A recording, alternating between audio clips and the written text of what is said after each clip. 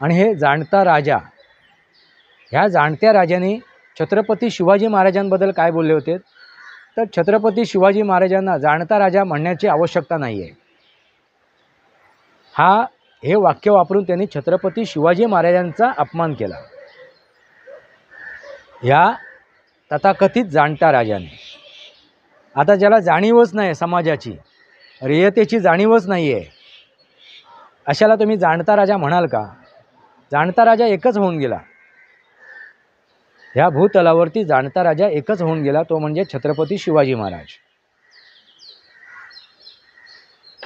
मग त्या छत्रपती शिवाजी महाराजांना जाणता राजा म्हणू नये असं म्हणणारे हे शरदचंद्रजी पवार यांच्या अकलेचा, त्यांच्या बुद्धीचा कीव करावी की त्यांचा राग करावा,